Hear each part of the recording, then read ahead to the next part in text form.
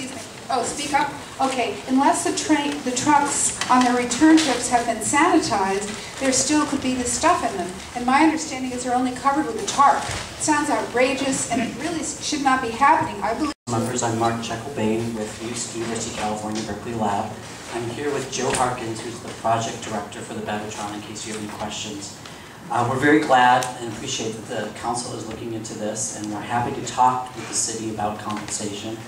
But I do want to be honest, as I was in the letter that I sent last Friday, that under the Department of Energy rules, we can only compensate for demonstrable damage. But that being said, we are researching, as I've talked to many of you about, our options at this point about compensation. In addition, we do want to clarify what sounds like it's already been clarified, that half of these trucks are empty trucks coming back to the site.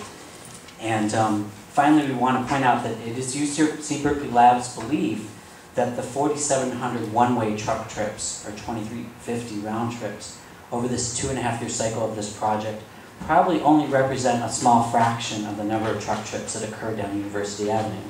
But we are committed, like I said, to attempt to eliminate the impacts on the roads that are caused by this project.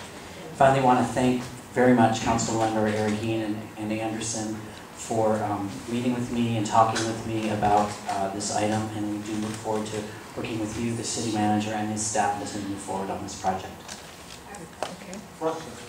Hi, could you just talk a little bit about the covering of the shipments and the containers? I'm going to refer to Joe Harkins. Sure. The majority of the radioactive waste is induced material, which means that it is installation products that are integral with the material. So if you could picture a concrete shield block that contains radioactivity, but it's integral with the block. So there's not dust particles. Correct.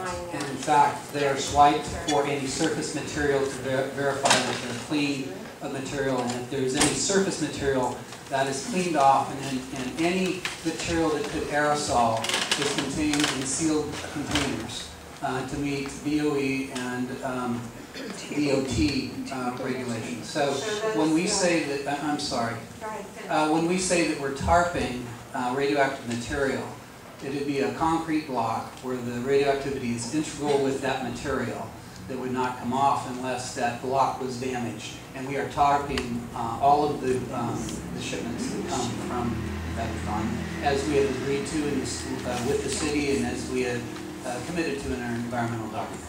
So anything that is particulate or broken or could possibly is in a sealed, they're in a sealed container. That's right. Typically, I think that was the issue. Yeah, typically those would be in sealed 55-gallon drums. Good, thank you. So let me ask you a question. So, in terms of the shipments, are the trucks marked? So, depends upon the level of radioactivity that we have as to whether or not by DOT regulations it is placarded. We have made transportation of radioactive waste starting last March. We have placarded some of those shipments because they required it. And so some are required, some aren't. Correct. Based on the shipment. Based upon the level of radioactivity. And I'd like to state as well that the materials with the highest level of radioactivity have already left the site. Nobody knew. No one knew, though. Did City Council know? Well, I have two questions, actually. One is, there seems to be the general perception among a lot of the public that one atom of radiation is dangerous, will kill you.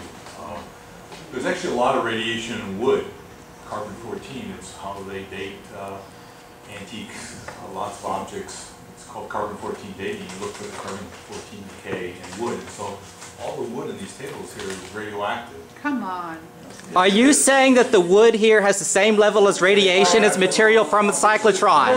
Pointing out, the question is not whether something is radioactive, it's what's the exposure, what's the dose. And I guess I'd like to reiterate the question that you sort of respond to in your letter of July 10th to Councilmember Anderson, where you actually do a comparison of the dose from a truck with some radioactive debris versus the natural background radiation. Could you remind us of what that comparison is? Yeah. so that there was a comparison of the remaining shipments of radioactive material and what would the dose be of a person standing on the sidewalk. And one of the comparisons was to the radiation dose that you get from spending a day in Berkeley. And you've got 1/2500th of the amount of radioactivity that you get from naturally occurring sources, primarily the sun, just living in the city. Then why did you hide if it's so safe? You lied and you did it behind everyone's back. You didn't even tell the city council. If it's that safe, why hide about it? We need to get the truth out. You're not doing your job, Linda, and you know it. Please, please.